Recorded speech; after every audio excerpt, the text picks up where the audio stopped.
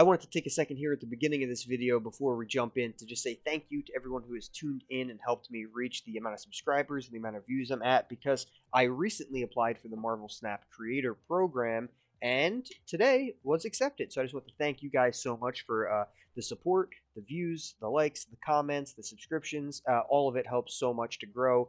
Essentially what this means is I will be in a creator program with other content creators. We'll have a Discord that we can discuss other content with other creators, and also the developers of the game will be in this Discord as well, so we can chat with them. I'll be signing an NDA, so I won't be able to spill anything that we see early or anything along those lines, but there will be a lot of cool perks with this program. I mean, up front, I'll get 2,000 gold every month, which is really great because I can use that to help buy some new cards.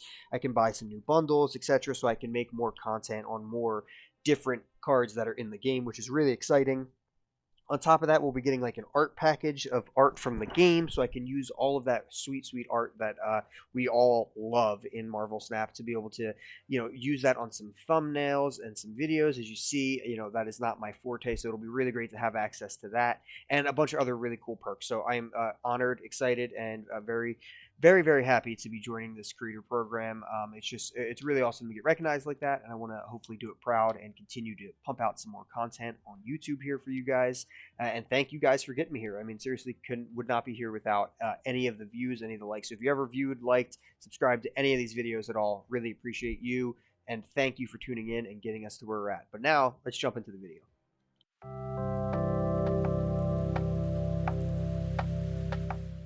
Alright, so today's video is all about a really fun combo involving Magik, She-Hulk, and Infinaut. So if you guys haven't seen this deck going around, you gotta check it out. It's actually really, really powerful.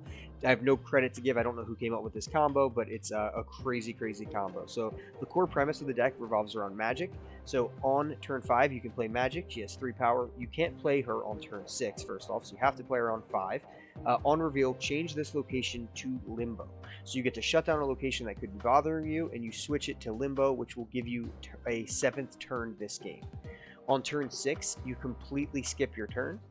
And then on turn 7, She-Hulk will have costed 0 energy. So if you skip your turn 6, She-Hulk will be reduced by 1 for each energy that you saved from the last turn. So she will cost 0 on turn 7. On top of that, you'll be able to play the Infinaut because you didn't play a card on turn 6.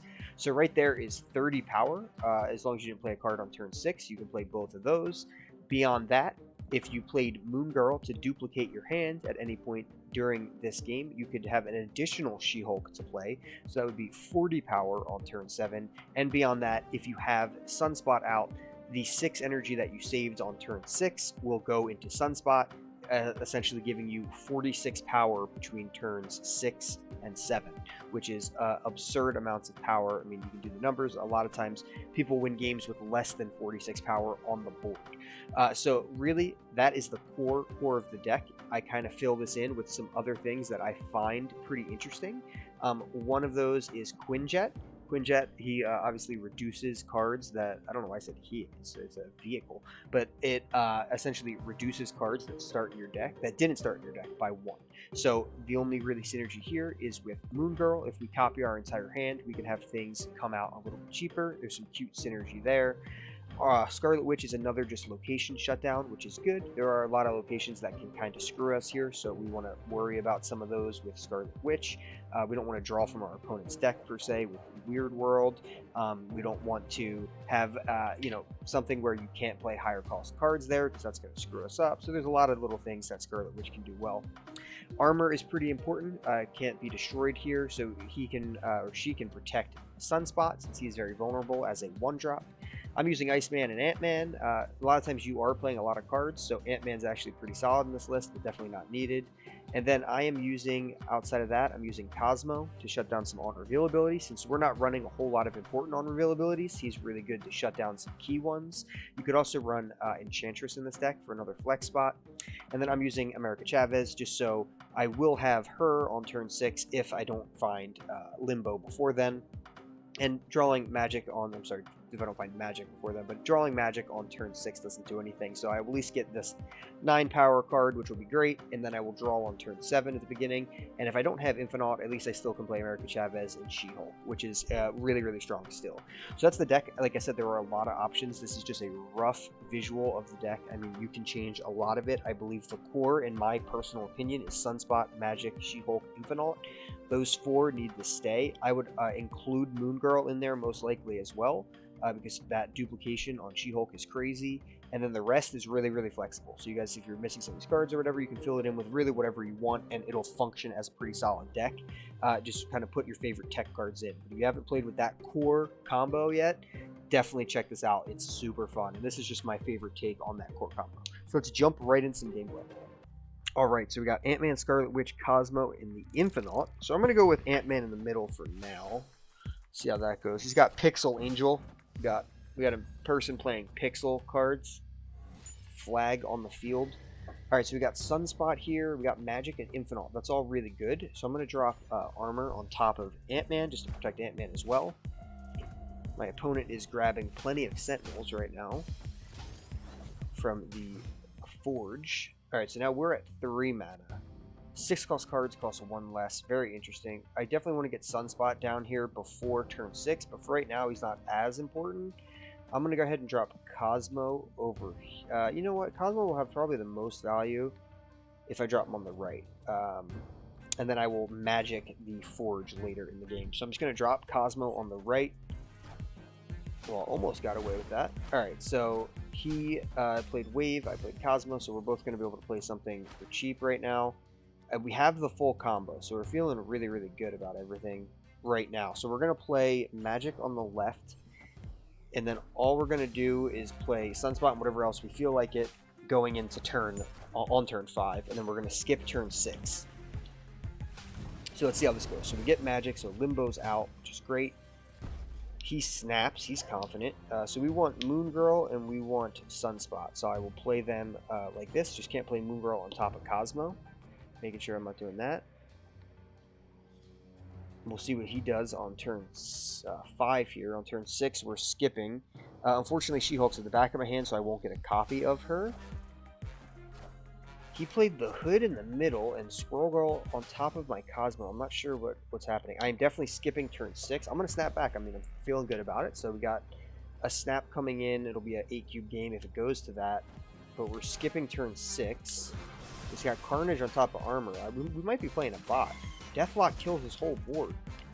This might be a bot, guys. But regardless, we'll just show what the deck's doing. So Sunspot got the 6 power there, and now I'm playing She-Hulk for 10, and then I'm playing Infinaut for 20 power. We'll play him on the right, and then I can play another card in the middle. I won't do Scarlet Witch just in case that could screw something up. I will just go with Iceman and Iceman again.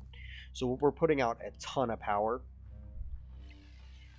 on this turn, feeling very confident. But again, my opponent did some very suspect things, so I'm not sure what's going on there.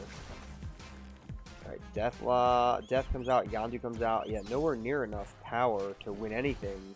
Oh, he wins the middle, actually. But still, we clean up pretty nicely. She-Hulk on the right takes that location. Infinaut secures the left really well. Sunspot almost secured the middle for me, but not quite. Anyway, we'll take that win all day. That's a really good interpretation of what the deck is supposed to do and how it's supposed to play. So let's try to get some more. Alright, let's see our starting hand. We got Quinjet, Iceman, Scarlet Witch, Armor, a bunch of low-cost stuff, pretty good. I will go with Iceman to start. He's a fine drop to start. My opponent's got Sunspot, and he's getting +1 because Quantum Realm sets everything to 2, which is interesting to know. The Hub comes out, so we have a card that we can draw, which is interesting. I'm going to protect my Iceman for now with Armor. It's the most power, and then I'm probably going to play Quinjet and either Scarlet Witch or Cable. But Cable will cost less with Quinjet. So I will actually go with Quinjet and Scarlet Witch for now, and then Cable will only cost 1 next turn, which will be pretty good. Alright, so Scarlet Witch, let's see what she does. Bar with no name. Whoever has the least power there wins. So that's an awful location, but luckily we run Magik as well, so we have a lot of ways to shut that down. Not too worried about it. We're going to go Sunspot on the left, and then Cable there as well. So Sunspot's going to get a little extra power here. My opponent's got Mr. Negative, so we're seeing some combo deck go off right now. Sunspot comes out. I'm going to draw something that he just changed into Mr. Negative. Okay, so now we got Professor X feeling really good over there. I'm going to Magik. My opponent's snapping. Definitely have a weird game going on because the opponent has the potential to get some crazy combos with Mr. Negative, but we stole a pretty good combo, and we have some pretty good stuff that we want. Interesting that he played something on top of bar with no name. I guess he suspected that I was going to Magik it anyway. So we don't really have to skip this turn, per se. Because if we do skip this turn, so we can play the Infinaut next turn if we skip the turn, but it doesn't help us all that much right now to do so. I think I actually want to play Professor X on the right, risk it a little bit, lock down a location early, and then go with Moon Girl in the middle, and then try to win the middle with like America Chavez after this, depending on what he did. Alright, so he went to the left, which I gave up, which feels great for us. I get to lock down his location with Professor X, which is huge. He gets White Tiger out and Tiger Spirit, so he's got a lot of power still in the middle. But we have a decent drop here. So 5-cost Chavez goes there. Now we can swing, really. So we either can go to the left or here. We're already up by 3, so to the left is a very, very risky play. So we're just going to go Chavez, and then we'll drop Ant-Man for giggles on the left. And let's see if we win. I don't know what he's playing. It could be like Arnim Zola. Oh, it's a leader. So he's copying Chavez. But that's not enough. Interesting. He was running some pretty weird cards for a Mr. Negative deck. Like, leader now has 7 power, so he's not great for Mr. Negative, even though it didn't hit it. But like Chavez isn't very good either. So I wasn't sure. I mean, I got his Professor X, which is a great card to run with Mr. Negative.